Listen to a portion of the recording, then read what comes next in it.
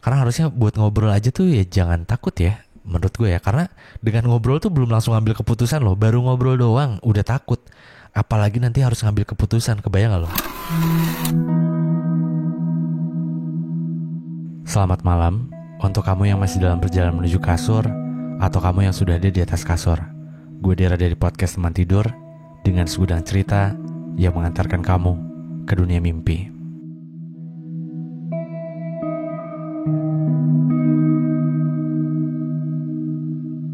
Hai, balik lagi bareng gue Dera di podcast Teman Tidur. Dan selamat tahun baru 2025.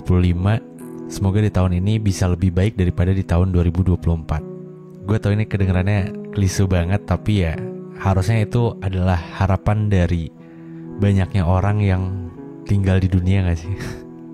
Karena gak mungkin ada satu orang pun yang menginginkan di tahun yang baru tuh malah lebih buruk daripada tahun yang sebelumnya gitu. Ya meskipun pada kenyataannya kadang kita kan suka mikir kayaknya di tahun tuh gak lebih baik dari tahun kemarin gitu. Kadang suka kepikiran kayak gitu kan. Cuma kalau untuk harapan, harusnya sih semua orang menginginkan yang terbaik di tahun yang baru gitu. Dan anyway, ketika gue meninggalkan tahun 2024, gue tuh sempet agak dikagetkan gitu. Maksudnya kayak gue gak nyangka gitu pas di akhir tahun itu kan ada Spotify Wrap ya. Dan ternyata podcast Teman Tidur itu masuk nominasi top 5 self-care podcast di Spotify. Itu yang bikin gue kayak gak nyangka, karena jujur dari gue pribadi kan, ya lo tau juga lah di 2024 itu podcast Teman Tidur gak terlalu banyak upload episode gitu. Bahkan bisa dibilang kayak gak rutin gitu tiap minggu ada episode baru. Kalau dulu kan hampir tiap minggu tuh pasti bakal ada episode baru lah. Let's say di tahun 2023 ya, di pertengahan itu masih konsisten lah. 2023 ke sana tuh lumayan agak los-losan tuh si episode-episodenya. Nah ternyata di tahun kemarin podcast Teman Tidur tuh masuk nominasi. Terus gue langsung iseng ngecek ke dashboardnya podcast Teman Tidur, dan ternyata itu pendengarnya banyak gitu. Ya maksudnya bertambah lah, bertumbuh gitu. Dari jumlah pendengar dari tiap episodenya sampai ke jumlah followernya juga naik yang signifikan gitu. Di sini gue jujur bingung banget. Maksudnya kayak satu sisi gue senang banget karena ada karya gue yang diapresiasi gitu. Ya sebenarnya ya kalau gue sih nganggap podcast Teman Tidur ini adalah salah satu karya gue ya. Maksudnya karya tuh sesuatu yang gue buat gitu. Ya terlepas dari itu lo nganggapnya ini cuma sekedar podcast atau kayak rekaman audio doang, it's up to you sebenarnya. Cuma kalau gue sih di sisi yang lain gitu, balik lagi, gue ngerasa ada sesuatu hal yang gue lakuin itu diapresiasi, masih diapresiasi tepatnya. Tapi di sisi yang lain tuh gue bingung juga untuk gimana caranya biar ngejaga konsistensi gue untuk bikin podcast gitu loh. Karena makin tahun, makin bertambahnya umur, gue tuh makin realistis gitu loh. Dan gue yakin kayaknya lo juga sama sih, kayak ada beberapa hal yang lo suka banget gitu, tapi mungkin lo gak bisa lakuin terus-terusan. Bukan karena lo gak suka lagi, tapi mungkin karena keadaan yang memaksa lo untuk gak melakukan itu gitu. Contoh sesederhana gue kayak di Teman Tidur. Jujur gue suka banget ketika gue bikin podcast di Teman Tidur. Karena ya gue ngerasa ini nih medium gue untuk kayak mendengarkan cerita dari orang-orang. Ya live update gitulah, kayak oh ternyata di luar sana tuh ada yang lagi ngerasain kayak gini. Terus hubungan tuh ternyata ada lo yang kayak gini lagi gitu. Bukan kayak gini lagi, maksudnya ada hubungan yang cerita itu baru-baru atau cerita lama tapi kayak di kayak di kalau ibaratnya skrip gitu ya, kayak dirubah dikit-dikit gitu. Entah pemerannya, entah latarnya, entah apanya lah gitu. Yang sebenarnya kalau misalkan gue denger dari beberapa cerita yang masuk ke Teman Tidur itu kan, intinya kalau misalkan gue kategoriin gitu, ceritanya tuh ada per kategorinya gitu lah. Ada yang diselingkuhin misalkan, ada yang suka sama temennya, ada yang kejebak di hubungan toksik misalkan. Dan masih banyak kategori-kategori cerita yang menurut gue ini bisa dikotak-kotakin gitu. Tapi meskipun ada kotak-kotaknya gitu, ada kategorinya gitu, tapi di setiap kategorinya tuh punya cerita yang beda-beda gitu. Dan itu gue mikirnya kayak seru aja, karena ya tiap gue dengerin cerita tuh ada hal yang baru gitu lah intinya. Cuma balik lagi gue bingungnya karena sekarang kan gue umur nambah terus kan. Dan anyway ini podcast Teman Tidur tuh udah gue jalanin, udah bertahan itu 5 tahun. Sekarang malah masuk ke tahun ke-6. Gue bikin podcast episode pertama gue tuh di bulan Februari 2019. Dan sekarang tuh udah 2025 bulan Januari gitu. Itu kan udah mau udah mau jalan ke 6 tahun gak sih? Hitungannya 2019 kan, 2020, 2021, 22, 23, 24 dan 25 sekarang gitu. Nah itu tuh udah kayak mau 6 tahun dan gue sebenarnya masih enjoy banget ketika gue buka email, gue dengerin ceritanya buat lo yang ngirimin rekaman ceritanya gitu. Apalagi di season berapa ya gue lupa deh. Yang ketika gue dengerin ceritanya secara langsung itu juga gue ngerasa kayak lagi ngobrol aja gitu, dengerin cerita secara langsung gitu. Dan enaknya gue bisa langsung nanya sama orang yang punya ceritanya. Nah cuma realitanya adalah ya gue harus menafkahi keluarga gue, Cila. Gue gak tahu ini relate atau enggak sama lo, tapi gue yakin nanti lo bakal ada di titik ini juga gitu, di posisi yang mungkin berbeda lah. Mungkin ya nggak sama banget kayak gue punya podcast, tapi nanti lo bakal ngerasain dimana ada hal yang lo suka tapi lo nggak bisa tetap jalanin itu terus-terusan. Bukan nggak bisa, tapi perlu meluangkan waktu untuk ngejalanin itu gitu, kayak hobi jatuhnya. Dan emang waktu gue dulu mulai podcast teman tidur tuh emang gue suka ngobrol sama teman-teman gue gitu. Terus ya enaknya podcast itu gue nganggapnya kayak medium gue buat belajar dulu kan, pas waktu gue nyari pasangan gitu. Gila, lu kebayang gak sih podcast teman tidur itu gue buat sebelum gue married, sebelum gue sama istri gue sekarang bahkan. Sampai sekarang gue udah married dan sekarang gue udah punya anak. Kayak gue masih gak nyangka ini ternyata adalah salah satu saksi hidup perjalanan hidup gue tuh ya podcast teman tidur gitu. Dan thank you banget buat lo yang udah mau menjadi bagian dari perjalanan podcast teman tidurnya ya. Dan tentunya doa terbaik buat lo juga. Yang intinya gitulah, jadi gue kan sekarang lagi aktif di era visual gitu, yang sebenarnya beberapa episode sebelumnya juga gue udah sempat mention juga kan. Cuma ya gue berharap 2025 ini nih gue bisa lebih rutin lagi. Gue lagi nyari triggernya sih, kayak apa ya yang bisa sekiranya ada budget buat di teman tidur biar gue tuh bisa hiring beberapa orang gitu, ya minimalnya 1 atau 2 orang gitu untuk ngebantuin gue di podcast teman tidur ini, entah kayak bagian promosinya, entah bikin sesuatu yang mungkin bisa menghasilkan income gitu buat si teman tidurnya. Yang emang realistisnya adalah ya gue bingung juga untuk menjalankan sesuatu yang gak ada income-nya gitu. Paham gak sih maksud gue? Ini gue terdengar kayak ini banget ya, kayak mata duitan banget ya, tapi bukan itu maksudnya. Lebih ke kayak gimana ya gue jelasinnya, intinya gitulah. Jadi gue pasti secara naluriah gue akan coba untuk berusaha lebih optimal di bidang atau di sesuatu hal yang ada pemasukannya buat gue gitu. Karena ya gue harus ada orang yang harus dihidupin gitu. Ada istri gue, ada anak gue, ada keluarga gue juga gitu. Nah dari situ ya itulah alasan gue kenapa podcast teman tidur itu episodenya keseret-seret. Intinya bukan berarti gue udah gak pengen lagi di teman tidur, dan bukan berarti juga gue gak seniat itu bikin podcast, tapi karena realita hidup yang emang ya kayak gini adanya gitu. Cuma ya gue berharap lo bisa ngerti gitu. Dan di tahun ini gue berencana untuk kayak ngejalanin si merchandise-nya lagi. Ya meskipun itu mungkin gak seberapa juga, tapi setidaknya ada pemasukan gitu. Ada pemasukan maksudnya buat tim yang mungkin nanti gue bakal hiring buat di teman tidur gitu, buat bantu-bantu gue biar si podcast teman tidur ini tetap jalan gitu lah. Sebenarnya untuk brand deal ya kayak kerja sama brand itu tuh ada beberapa brand yang nawarin, tapi mereka lebih tertarik pakai video. Nah itu masalahnya.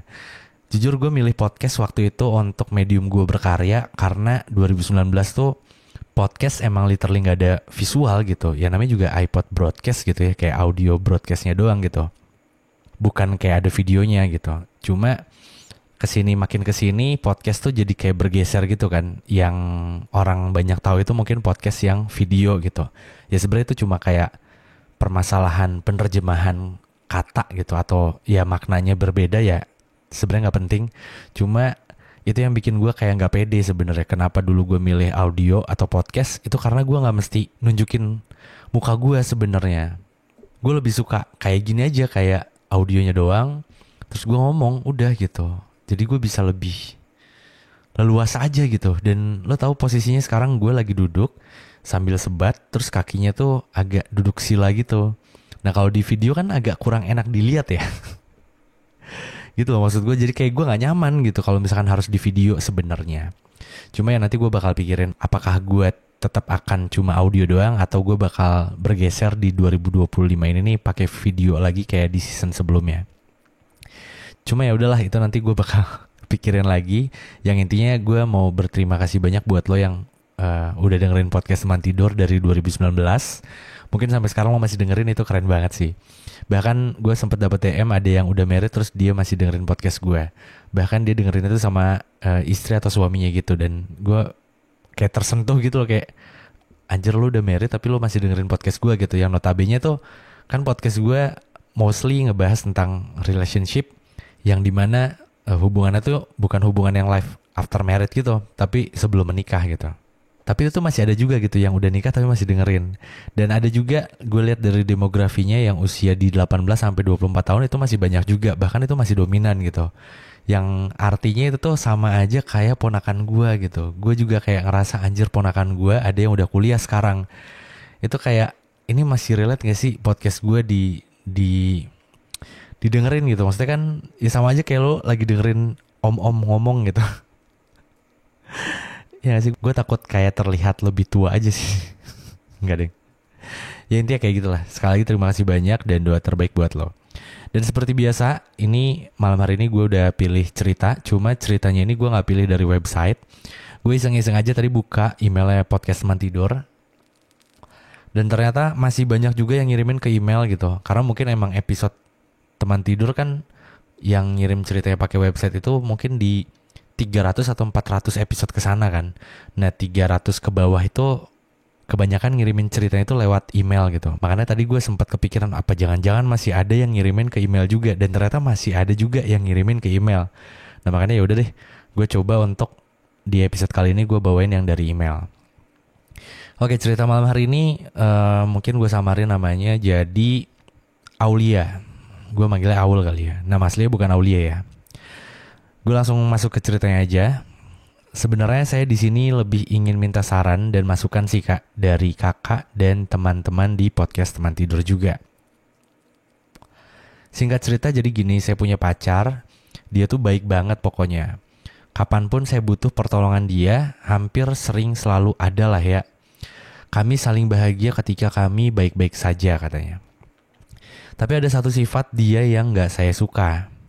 Di saat saya mengatakan apa yang saya rasakan, dia selalu ngira kalau saya ini ngajak berantem.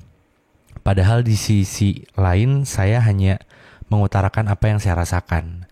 Kalau mau ngomong sesuatu hal yang serius harus tunggu dulu dia lagi nggak banyak kerjaan. Meskipun dia lagi nggak sibuk, tapi selalu menyangkut pautkan dengan kerjaannya. Kayak dia tuh nggak pernah ada waktu buat ngomong serius gitu. Setiap diajak bicara, ketika saya baru mau bilang boleh nanya nggak, tapi dia udah jawab duluan harus sekarang ya. Kenapa di saat lagi banyak kerjaan? Kenapa di saat capek? Kata dia.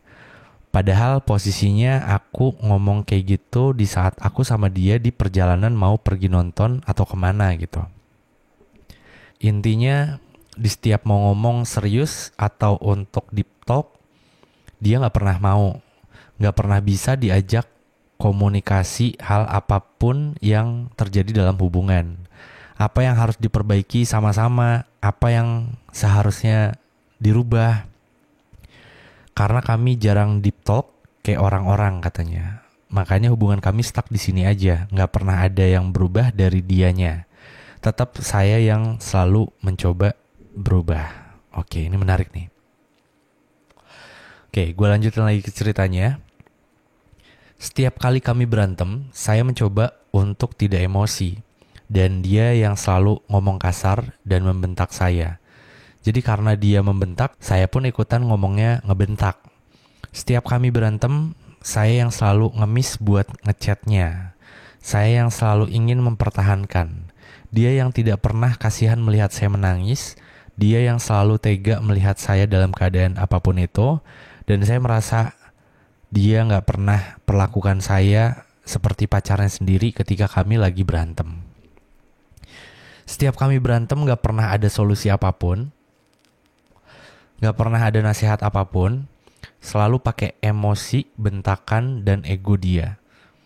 Apa-apa saya selalu dituntut buat ngertiin dia. Harus ngertiin dia lagi capek, banyak kerjaan tanpa mikirin saya sebaliknya. Padahal di sisi lain saya juga pengen di ngertiin. Kalau saya cerita gak pernah ada feedback, kayak dia gak excited gitu dengerin cerita saya. Dan ngasih saran kayak cuma sekedar aja, kayak cuma yang penting dia jawab gitu. Dalam satu sisi saya sayang dia, saya udah gak mau ganti orang baru. Orang tua kami juga udah saling tahu dan juga saya gak bisa lepas dari dia. Udah sering dicoba buat lepasin, tapi pasti dia datang lagi dengan berbagai macam effort yang membuat saya pasti luluh lagi. Kayak gitu terus sampai sekarang. Kalau saya udah pergi, baru dia terlihat seperti berubah tetapi hanya sesaat.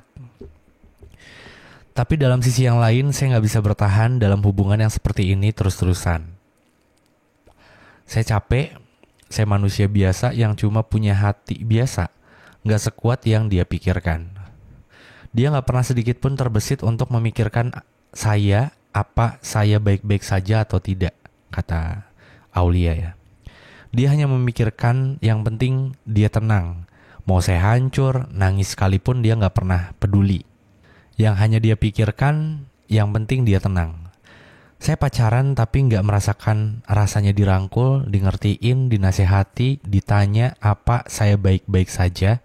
Bahkan ketika saya nangis saja, dia gak pernah mencoba buat nenangin saya dan tidak pernah menyuruh saya untuk berhenti nangis dengan nada yang lembut. Dan juga gak pernah peluk saya di saat saya nangis buat nenangin saya. Oke, ini menarik sih, nanti gue bakal bahas nih yang kayak gini. Gue lanjutin lagi ke ceritanya. Di saat saya mengatakan seperti apa yang ingin diperlakukan, dia selalu mengira saya banding-bandingkan dia sama orang lain.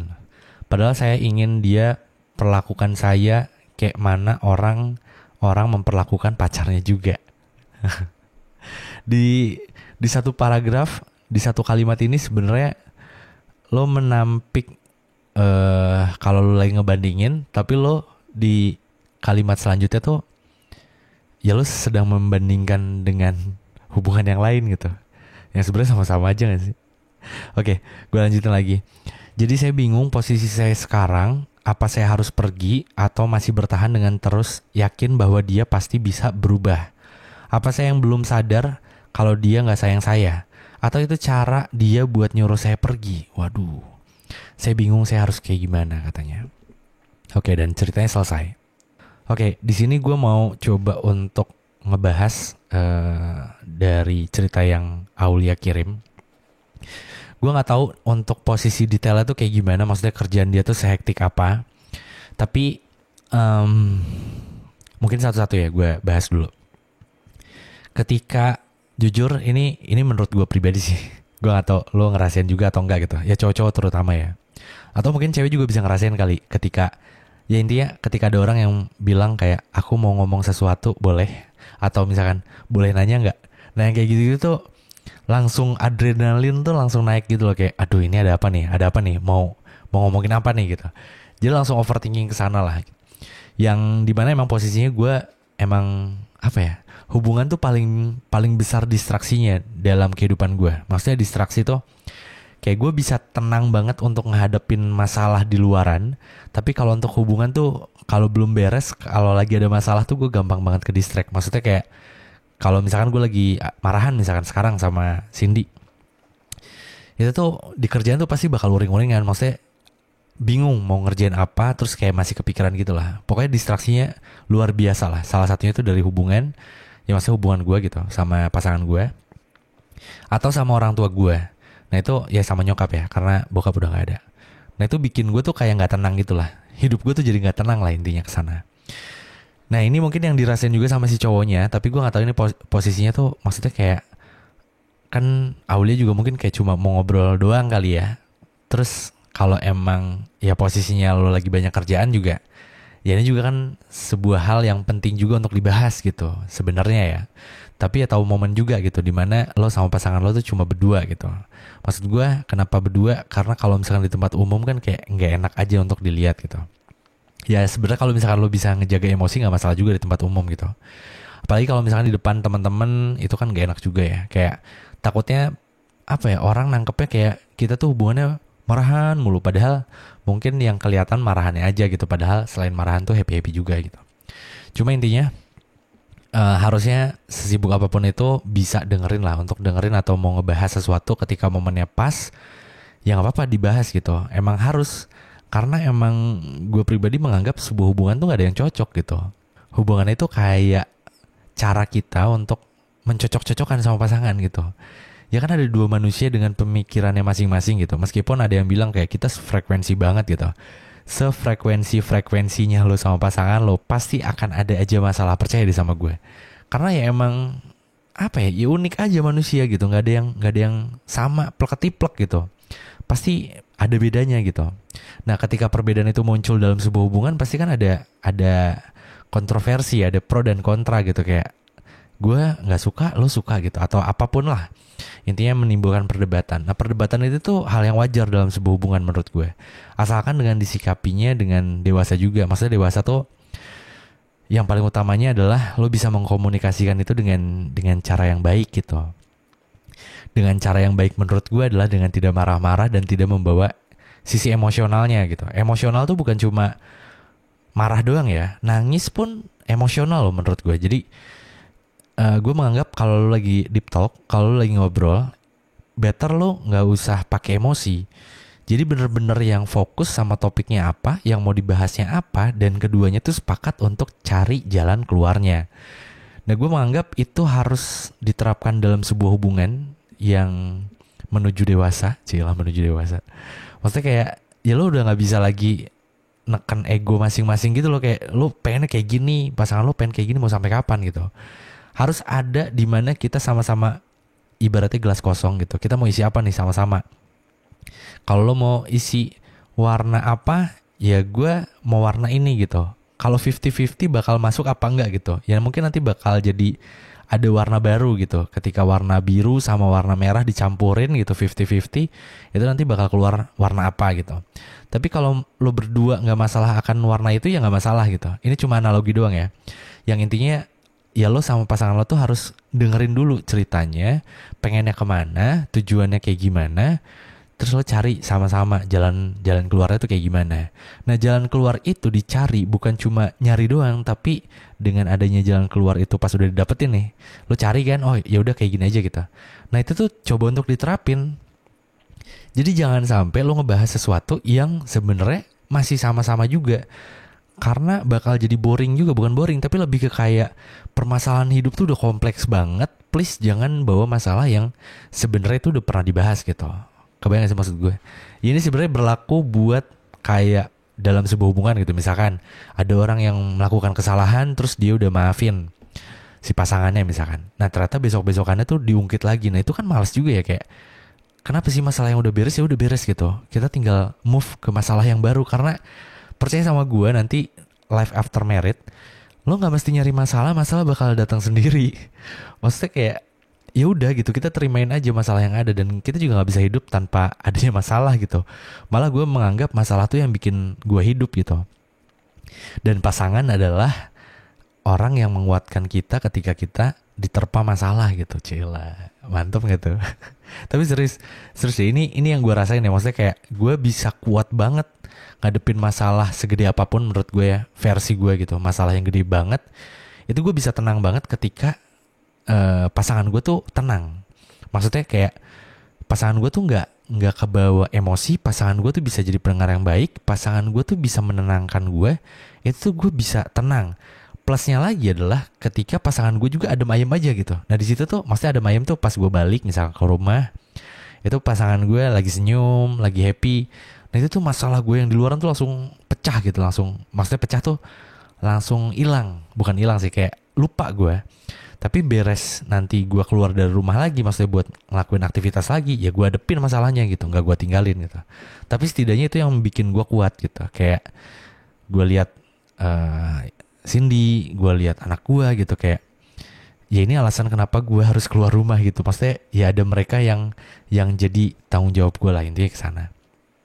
Balik lagi ceritanya, lebih ke gue juga nggak tahu ini si cowoknya tuh sehektik apa, tapi kalau emang pada akhirnya lo mau compare sama hubungan-hubungan yang lain, ini gue langsung lompat-lompat nih. Di akhir cerita kan lo bilang kayak gue tuh nggak bermaksud untuk ngebandingin gitu, karena dia tuh selalu bilang Aulia tuh ngebandingin sama orang lain gitu.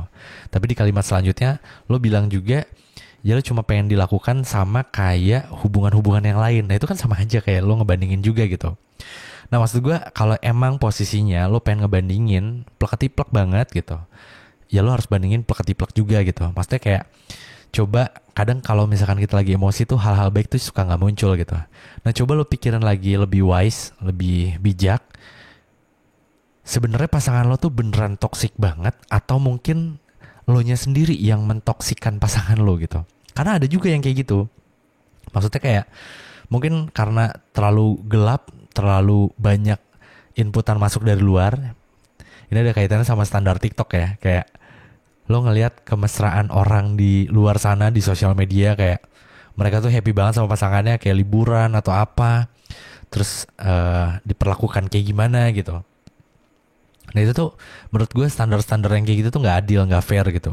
Karena latar belakang setiap orang tuh beda-beda gitu. Dan pengorbanan tiap orang pun beda-beda. Kalau ada standarnya yang udah ditentuin, itu kayak gak fair aja menurut gue. Kayak misalkan ada orang yang mungkin dia bisa punya banyak waktu gitu misalkan sama pasangan. Terus posisinya dia uangnya banyak juga gitu. Nah itu kan ya dia gitu. Bukan berarti semua orang tuh sama kayak dia gitu. Paham gak sih maksud gue?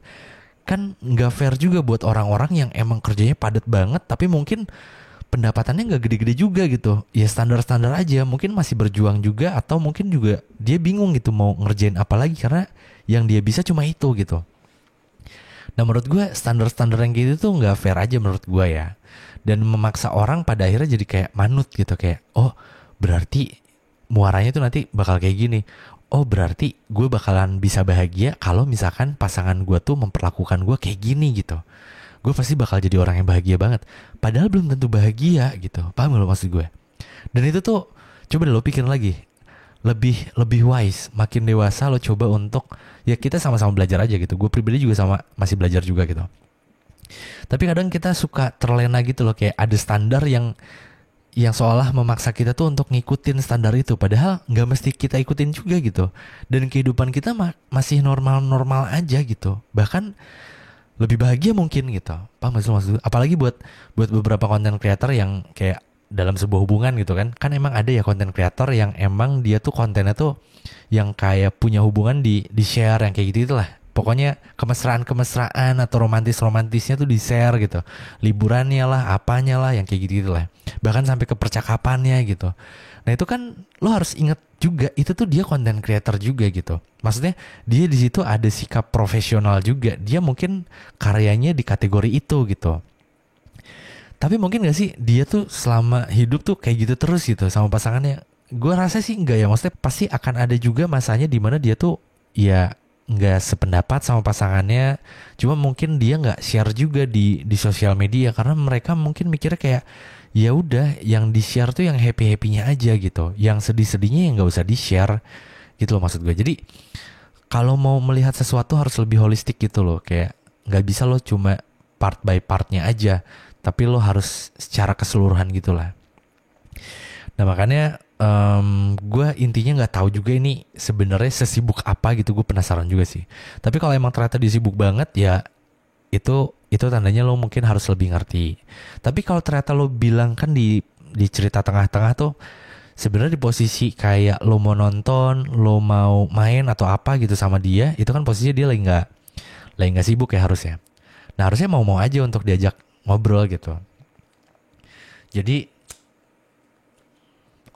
apa ya, gue ngerasa ada sesuatu hal yang mungkin dia tuh takut gitu, si cowoknya Aul ini ya. Tapi ketakutan itu tuh gue juga nggak tahu apa gitu. Karena harusnya buat ngobrol aja tuh ya jangan takut ya menurut gue ya. Karena dengan ngobrol tuh belum langsung ambil keputusan loh, baru ngobrol doang udah takut. apalagi nanti harus ngambil keputusan, kebayang gak lo? Nah ini juga harus jadi pertimbangan buat lo juga, maksudnya buat Aul ya, kayak kalau lo punya pasangan yang buat ngobrol aja enggan gitu, maksudnya kayak males, ya gimana nanti dia bakal ngambil keputusan gitu kalau misalkan lo udah punya hubungan yang serius sama dia. Karena percaya sama gue, nanti life after marriage itu bakal banyak banget keputusan-keputusan yang harus lo ambil berdua gitu. Terus ini ada kaitannya juga sama lo di tengah-tengah cerita tuh mention lo udah malas untuk ganti orang baru karena salah satu alasannya orang tua lo udah saling kenal, orang tua lo udah setuju, yang kayak gitu-gitu kan. Nah maksud gue, sebuah hubungan yang serius, sebuah hubungan yang nantinya bakal menikah, dan menikahnya secara sehat ya, tapi sehatnya versi gue ya, maksudnya hubungan yang baik itu menurut gue, life after marriage gitu, tidak ada tekanan dari luaran gitu, mau itu dari orang tua lo, dari teman lo, apalagi dari tetangga lo gitu. Maksud gue kayak stop untuk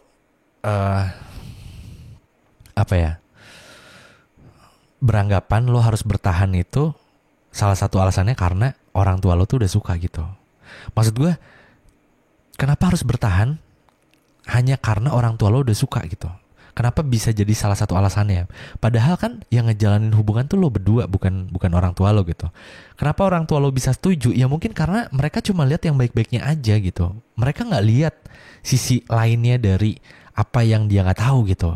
Jadi wajar aja, makanya orang tua lo masih suka-suka aja. Tapi kalau misalkan lo ceritain kayak gini, orang tua lo juga mungkin bakal mengambil posisi yang sama kayak apa yang bakal lo ambil gitu. Misalkan lo mau udahan gitu, ya mungkin orang tua lo juga bakal menyarankan untuk itu. Kalau misalkan ternyata si cowoknya tuh suka ngebentak, si cowoknya tuh suka marah-marah gitu. Paham gak sih lo maksud gue? Jadi kayak stop untuk beranggapan bahwa orang tua udah setuju itu adalah salah satu alasan lo untuk bertahan dalam sebuah hubungan. Karena itu gak sehat menurut gue. Ya pada akhirnya nanti setelah menikah tuh lo akan lebih banyak menghabiskan waktu sama pasangan, bukan sama orang tua gitu. Jadi selama lo bertahan dalam hubungan itu karena mempertahankan ya orang tua yang udah suka banget sama pasangan lo itu, tapi pada kenyataannya yang ngejalanin hubungan ya lo gitu. Ya nanti pas udah dijalanin jadinya ngeluh terus gitu. Nah kalau udah ngeluh terus kan kayak pasti bakal gak sehat juga untuk hubungannya gitu. Jadi saran dari gue, coba lo think twice. Sebenarnya ini nih beneran dia yang emang gak bisa banget untuk diajak ngobrol, dan ada masalah apa gitu. Kalau bisa sih lo cari tahu juga. Tapi kalau nggak bisa dicari tahu, maksudnya nggak ketemu gitu ya, alasannya apa, ya udah berarti dia adalah orang yang nggak bisa komunikasi. Nah masalahnya ini kaitannya sama pertanyaan lo di akhir cerita. Ini nih lo harus bertahan atau mungkin ini cara dia untuk mengakhiri hubungannya gitu. Nah gue nggak tahu kalau misalkan ini adalah cara dia untuk mengakhiri hubungan, karena kalau misalkan itu adalah alasan dia kenapa dia nggak mau ngomong, harusnya pas lo minta udahan dia mau aja karena dia pengennya udahan gitu. Tapi kan ternyata nggak, dia selalu membujuk lo untuk kayak ya mau balik lagi lah intinya. Berarti bukan itu kan.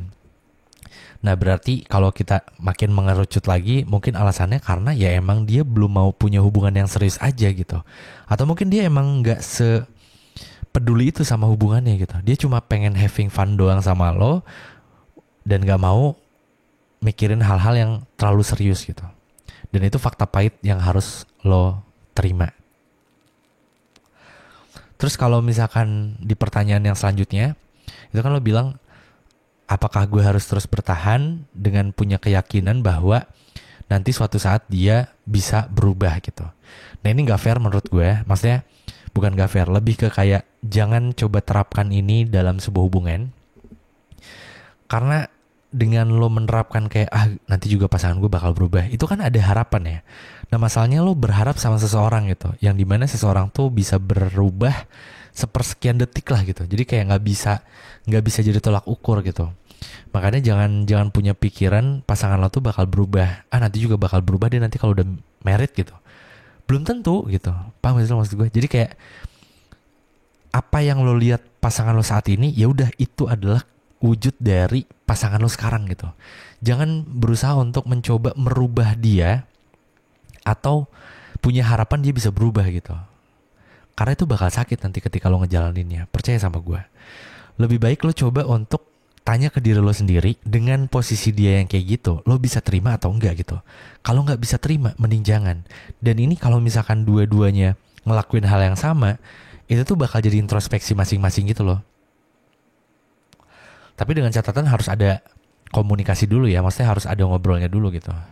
Karena dengan lo terlalu memaksakan juga ke pasangannya jadi nggak baik juga gitu. Maksudnya dia berubah karena orang lain gitu. Nah berubahnya karena faktor eksternal, gue mempercayai bahwa gak akan ada yang lebih lama durasinya gitu. Pasti bakal bentar-bentar doang. Dan gue pernah ngalamin itu juga. Beberapa teman gue juga banyak banget yang udah pernah ngalamin gitu. Kayak misalkan, wah dia berubah karena pasangannya minta kayak gini gitu. Pada akhirnya enggak juga gitu.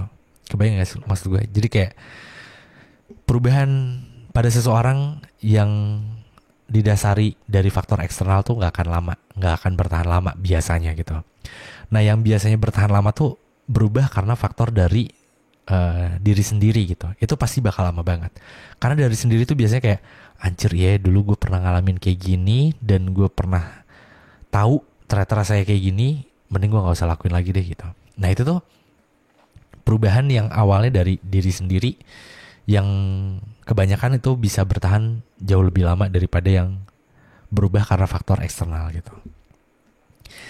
Dan ya itu kalau menurut gue gak tahu ini ngejawab atau enggak, cuma yang jelas lo harus think twice dulu awal, jangan gegabah. Tapi bukan berarti gue menyarankan lo untuk bertahan ya, lebih ke kayak lo mikir lagi aja gitu. Siapa tahu mungkin dia kerja capek banget buat ngumpulin sesuatu yang biar lo tuh gak susah hidupnya, biar nikahnya lebih lancar, biar setelah nikahnya lo bisa langsung punya rumah, misalkan entah itu mau ngontrak dulu atau ngambil DP rumah atau bahkan beli rumah secara cash misalkan. Ya gue gak tahu ya, tapi ya coba untuk obrolin aja, paksa untuk ngobrol. Kalau misalkan dia gak bisa, ya udah berarti dia emang posisinya tuh sekarang gak mau untuk ngomong serius. Nah masalahnya lo mau nunggu lebih lama atau enggak gitu, itu aja. Dan jangan terlalu banyak berharap dari seseorang, karena ya seseorang atau orang itu bukan tempat untuk lo berharap sih kalau menurut gue. Harapan itu mending lo taruh sama diri lo sendiri, kalaupun itu orang gitu ya. Jadi jangan di orang lain tapi di diri lo sendiri. Lebihnya lo kasih ke Tuhan. Maksudnya lo berharap sama Tuhan dan mempercayai bahwa ya Tuhan maha pengatur semesta dan seisinya gitu. Jadi kayak itu lebih wise menurut gue. Kayak lo mending berharap sama yang di atas dan sama diri lo sendiri gitu, daripada lo harus berharap sama orang lain. Oke, mungkin untuk episode malam hari ini dicukupkan sekian. Ini mungkin episode yang lumayan agak panjang ya, karena gue tuh gak tahu ya, suka ngomong tapi gue gak tahu ini nyambung atau enggak. Ya intinya gitulah. Kalau dari gue, semoga bisa menjawab. Tapi kalau gak menjawab, ya semoga lo dapet jawaban dari yang lain gitu. Dan anyway, thank you banget buat Aul juga udah ngirimin ceritanya. Buat lo yang mau ngirimin ceritanya juga, lo bisa banget langsung kirimin aja ke website Teman Tidur di www.temantidur.id. Nanti di situ lo tinggal kirim cerita aja, ada di pojok kanan atas gitu. Tapi kalau misalkan ribet, lo bisa kirim email juga. Di emailnya tuh hai.temantidur@gmail.com. Jangan lupa untuk cantumin nomor telepon, karena mungkin di season selanjutnya gue bakal coba untuk telepon lo lagi dan gue dengerin ceritanya secara langsung. Jadi jangan lupa untuk cantumin nomor telepon sama judul ceritanya itu apa. Oke, mungkin untuk episode malam hari ini dicukupkan sekian. Dan sekali lagi terima kasih banyak buat lo yang udah dengerin podcast Teman Tidur. Doa terbaik buat lo. Ini saatnya gue Dera pamit. Gue Dera dari podcast Teman Tidur, dengan segudang cerita yang mengantarkan kamu ke dunia mimpi. Good night.